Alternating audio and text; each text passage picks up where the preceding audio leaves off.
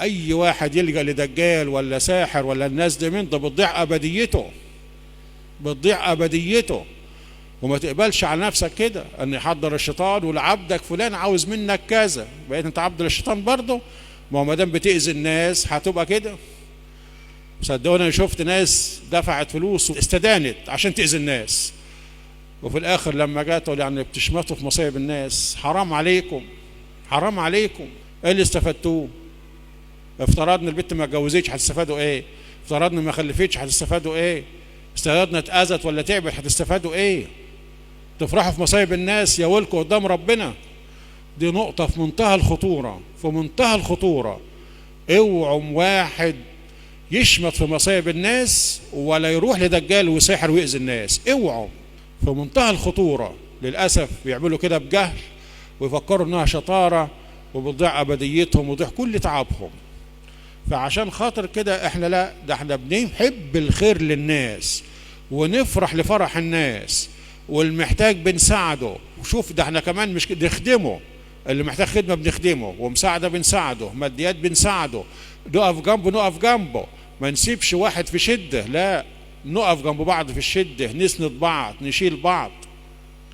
فضروري تحب الخير للناس، تحب الناس وتحب الخير للناس، وما تشمتش في مصايب حد، لأن أوقات كتيرة أوي بتحصل، أوقات كتيرة أوي بتحصل.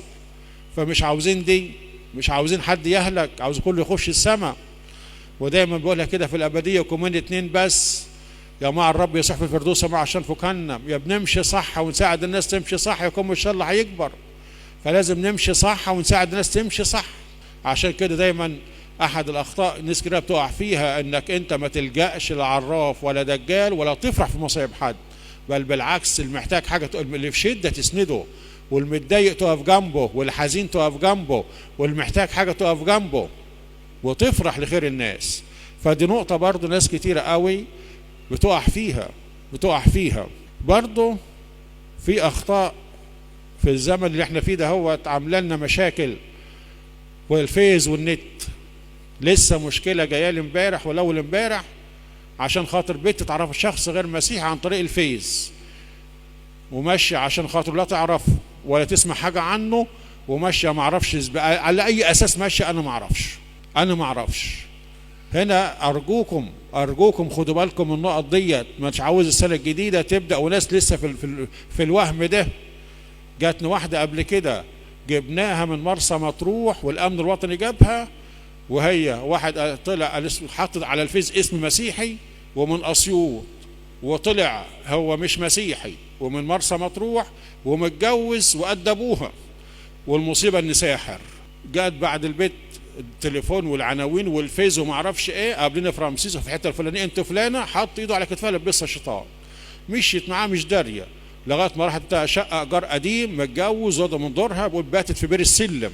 بقول لها، بتقول له انت ضحكت عليا، انت متجوز وانت قلت لي مش متجوز، وانت مسلم، وانا وقلت لي في الفيز ان انا مسيحي، وانا من دور ولادك. يقول لها الشرع محلل ل4، هجيب فوقك 2 كمان. ولاد امن الوطني اتدخل وراح جابها لنا، كانت مصيبه. ادي الفيز، يصدقوا اي حاجه بتحط على الفيز. لسه نفس المشكله جالي واحده امبارح ولا اول امبارح بنفس الطريقه. فده ما ينفعش.